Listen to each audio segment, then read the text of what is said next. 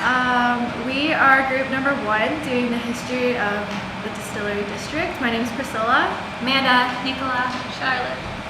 And we're just going to get right into it without our faces.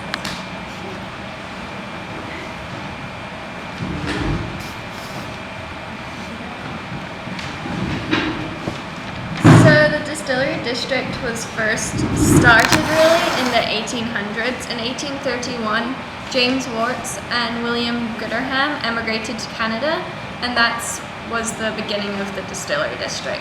They first started by building a flour mill in 1832.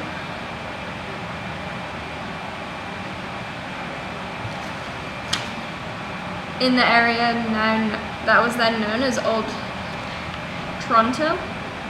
In 1834, Toronto actually became Toronto, consisting of 6 neighbourhoods: the St. Lawrence Market, Town of York, King Street East, Queen Street East, and the Distillery District.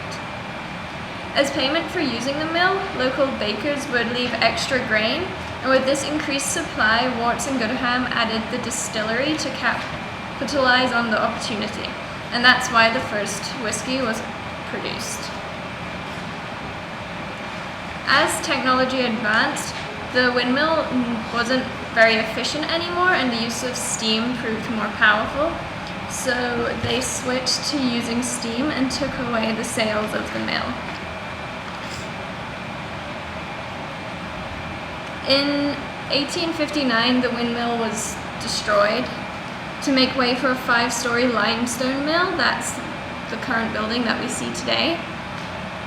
It was designed by engineer David Roberts, and he was also the architect for many of the buildings up until 1877. The fire of 1869 caused the Lime Distillery building to be destroyed. The thick exterior stone walls contained the flames, so it was mainly the wooden interior that was brought to ruin. However, by 1870, the building was once again producing, and that kind of shows how good the business was going, because within a year they were back up, and by 1871 they were producing 2 million litres of whiskey and spirits annually, which is half of Ontario was producing, and it was one of the largest distilleries in the world. In 1891, they built the Gooderham Building, which is better known as Toronto's Flatiron Building. It was again designed by David Roberts Jr., and it was the head offices for the distillery. However, it wasn't actually in the region, it was more in the St. Lawrence Market area. And it was the first building of its kind in North America.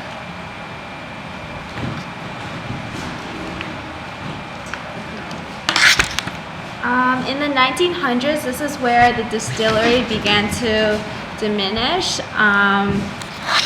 In 1914, this is when the World War I began, and the distillery stopped producing alcohol and started producing British acetone, which was used for smokeless gunpowder. And also it was a storage area for military purposes. In 1920, the Prohibition era stopped, and that's when the alcohol also stopped producing. And the distillery did continue to produce rum, which contained molasses used in medical alcohol. Also in 1969, the Don River that passes near the distillery was too polluted with all the sewage plants, waste, and garbage incinerators. So this river was too toxic to be used. In 1988, the distillery was designated as a historical site by the government. And 1990 was the last production of the alcohol. So this is where the distillery finally stopped distilling. In 1994, the Toronto established or implemented a zoning that helped helped establish heritage conservation, and essentially the distillery was divided into 6 districts, which allowed 880 residents within a 210,000 square meters, and the distillery became a mixed-use development consisting of commercial, heritage, and residential uses.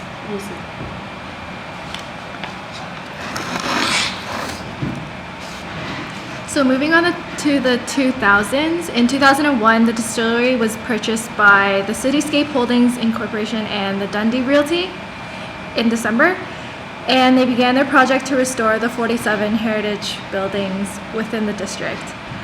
They had a proposal for redevelopment, and it had 2 approaches. They focused on adaptive reuse and culture-led regeneration.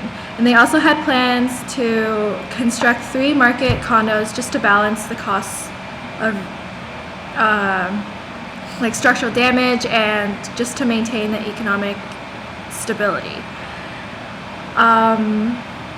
So before their opening, they started to get into some financial trouble before 2003. So much financial trouble that the property managers couldn't meet the employee payroll in the following fall. So lawsuits emerged between Cityscape and a businessman who financed the project called Mr. William Weiner. And these lawsuits were then settled a year afterwards. In May of 2003, the Distillery Historic District officially opens to become a village that is pedestrian only and full of arts, culture, and entertainment. Majority of the buildings are currently occupied by tenants that are unique boutiques rather than chains and franchises. And a lot of the buildings are actually leasing their upper floors to artists as studio spaces and offices. Also, a growing drama and performance art culture is coming to the district, with new theaters and the George Brown College drama productions being in the Distillery District as well.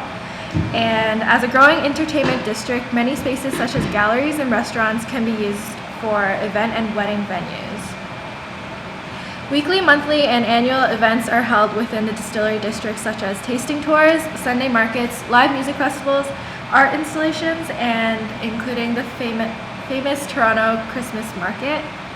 And I also included a map, the current map with all the tenants in it, in the Dropbox folder, and you can find it in the Maps folder. It's called Current Map and Tenants. The next, we'll be moving on to just a collection of photos and maps that we collected, mostly that are historical, just to show you the progress of what it used to be. So starting in 1851, when we first talked about the windmill being erected, here are just some aerial photos, some aerial maps that show where it is along the site. So the first photo that you see here is where it is on a generally, and you zoom in, and that's kind of how close it was to the water before, which you'll see that has changed drastically. Moving on to the next photo in 1859, that dot that you see right here shows where the windmill used to be, but later on was destroyed and new buildings were built on top of it. So just to give you a sense of place during that time. Moving on, here is the windmill without sails. As she first said, they were no longer needed after it was replaced with steam power, so that's what it looked like without it, and just an aerial photo of how close it was to the water. Moving on, we have a map here that is called the Pleistocene map. This map just shows you just how the shoreline has changed. If you zoom in a bit closer, you'll have a better map on the Dropbox link. Dotted in red is the land that has been added afterwards, so you can see that I guess Torontonians have been played a big role in shaping the shoreline, just as it did in Rio. It's a very similar situation. So that is how it was in 1932. Moving on, here are just some progress maps. So in 1780, most of it happened from 1850 to 1950. So what you see here is colored in is what they added during that time. So it's not accumulative, it's just showing which parts they specifically added. And those maps can also be found in Dropbox as a bigger time. Here are some images of the development of the shoreline, how it actually would look like, and these are some photographs kind of mapping the same timeline as showed in the previous maps. As you can see, a lot of the land has been filled in now, and you'll see in the later photos that looks extremely different from what we have. Here's the map comparing from 1880 to 1980, a century difference, and you can see that the distillery during this time has expanded a lot. Some of these buildings you'll see don't even exist anymore. So I'll point out which buildings that seem to have disappeared after World War I. And those buildings are no longer needed because they were used to make the British acetone stuff. And since that's no longer gone, they kind of had to develop the buildings in order to fit their uses later on. In 1994, they established some district bylaws in order to help develop this distillery as a mixed-use space. So you can see that it's separated into residential and heritage district and commercial district, and that is all to help plan what happens almost a decade later with that mixed-use space and what bylaws are covered under.